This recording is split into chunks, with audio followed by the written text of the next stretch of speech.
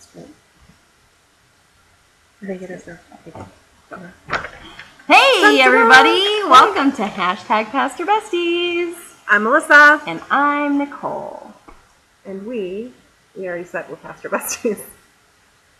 But we are. We are. We've gotten really good at this. We're very high tech. As you can tell from this is how we scroll things, guys. Whew. Fancy. Right? That is fancy.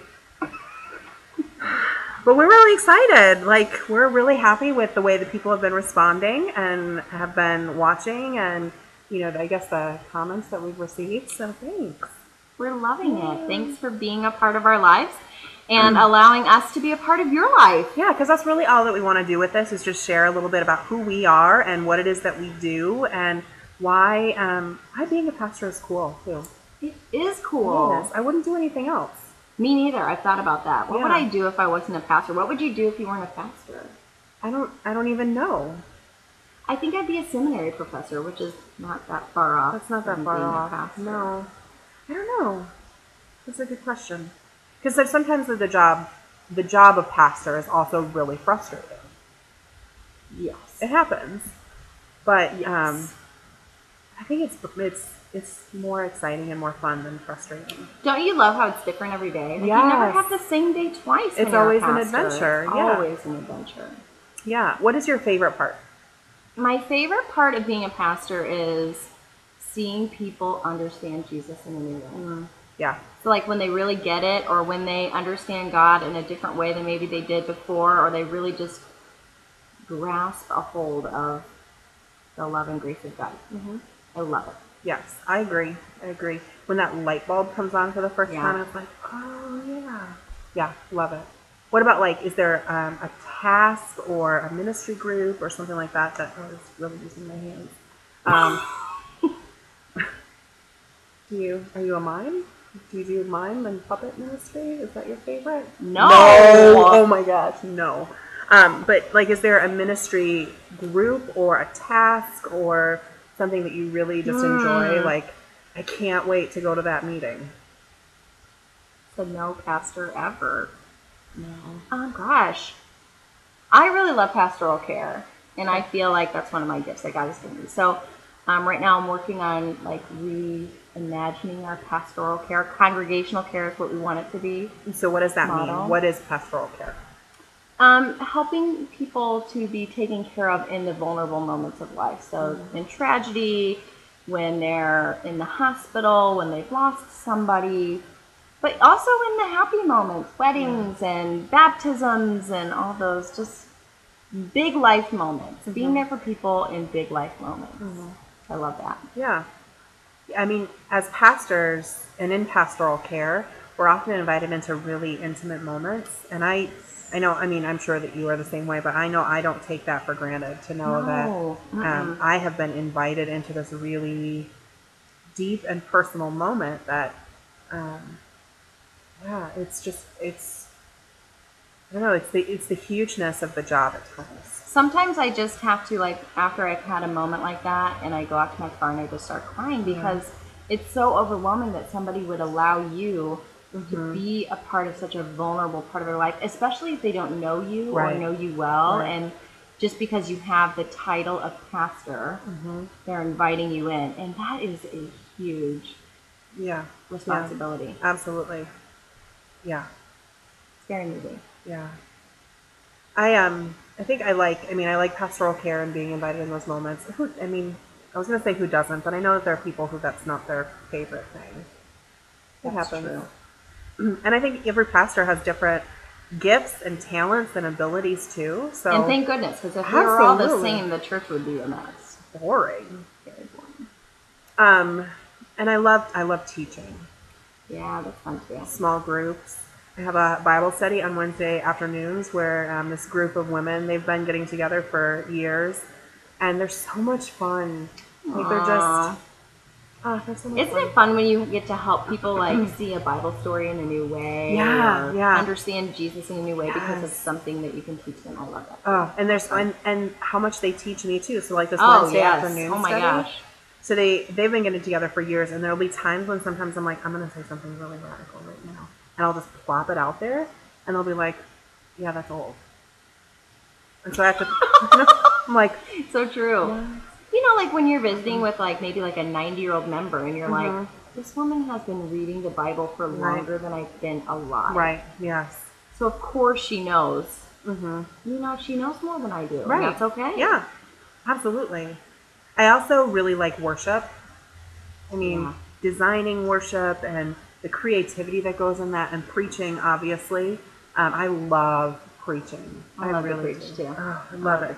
I love being able to share stories and to look at the scriptures in new ways and invite people in and start the conversation, and just worship in general when everybody gets together and sings and prays and I like it, and claps. Here's a question though. Have you ever had a time in worship that was like an embarrassing moment? Like, for instance, at my last church, the pulpit was kind of like you had to step up into the pulpit. And as I was coming down after I preached, I slid down those steps. Oh, it happens. It does. Or Did you cry? I didn't cry. It didn't hurt. I was just super embarrassed. Yeah, I would have cried. Or one time, Aubrey, when she was like maybe 3 or 4, and she's kind of shy, so it's children's time, and I was doing the children's moment, and then they were supposed to go with the children's director down to children's church. Yeah. And she wouldn't leave. And she was like holding on to my leg with a death grip. And I was supposed to be like doing announcements, and I couldn't because my child was on my leg, so I had to like sidestep, like push her off my leg. Yeah, PKs, they're a hot mess sometimes. Well, sometimes. So yeah, embarrassing moments. Well, Drop I've got the a bomb. few. What you got? I've got a couple. So personally, like sometimes my mouth moves faster than my brain at times. Do you ever have that problem?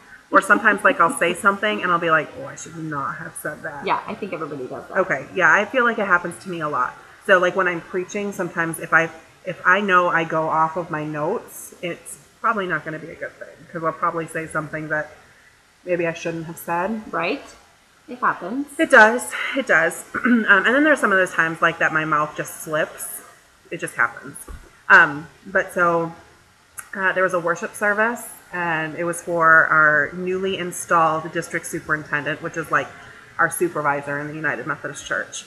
And so she preached a really great sermon. It was wonderful about the mustard seed and being in ministry to your community and inviting people to take refuge in your church, in this mustard bush that you've been planting. Yes, and I was giving the benediction, and so I'd been listening really carefully. I was really inspired, and so I was like, I'm going to weave her sermon into the benediction, which seems like it's a great idea. That is a great idea, right? And so came to the benediction, and I was like, and now you're going to go to your places, back to your churches, and you're going to let those birds nest in your bushes. Did you just say that on our vlog? I did. I got another one that you're going to, yeah. I forgot that that's what I said until I went up to a couple friends afterwards, and I was like, they were laughing at me. And they said, did you? And I was like, no. Oh, gosh, I did. So that was one of the examples of like, yeah, like my mouth moving faster than my brain. Good intentions. Right, Good yeah, intentions, right. But really. it was... And your DS was there? Yeah, it was her service. Did she like... She did not say anything. I don't know if she'll watch this and if she'll be like, I remember that. Hey, Madam DS. Welcome to Hi. hashtag Pastor Besties. Yeah.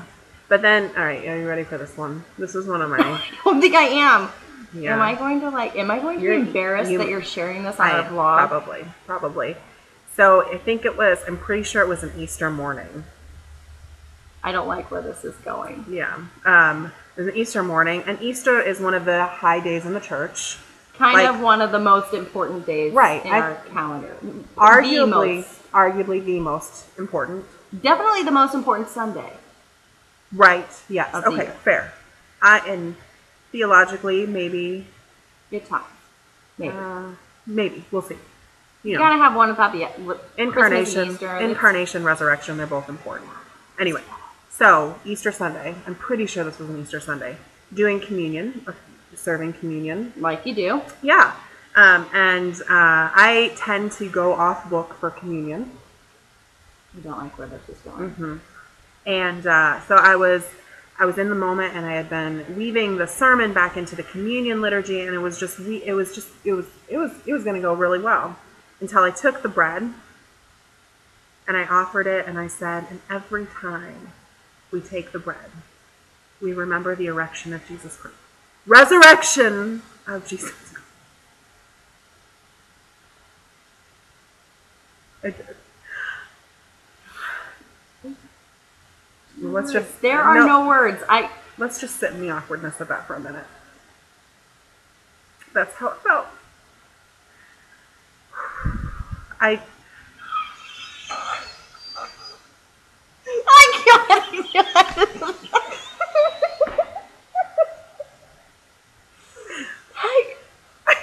And like, what do you do after that? Nobody ever. Nobody wants to say anything. They wanted to forget it as much as I did. Oh, but like, what do you do? Do you acknowledge it and be like, "Ha, whoopsies," which is an option? Whoopsies. Or do you just happen? Or do you ignore it and just pretend like you never said it? Which is an option too. I think I did this. I think I did. I mean, afterwards, like, it's a fun party story when you're sitting around the table with your pastor friends and you're like, "What's the most embarrassing thing?" I got it. Don't worry. I win this one, guys. Don't even bother telling your story. Don't even. Yeah. So. But you know what is the beauty of worship?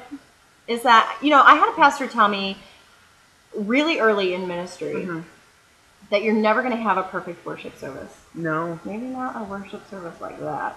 But you're never going to have a perfect worship service because we're humans, and you're always going to flub a word, or you're going to forget to call the children's choir forward, or, whatever, something. There's always going to be something. But that's okay.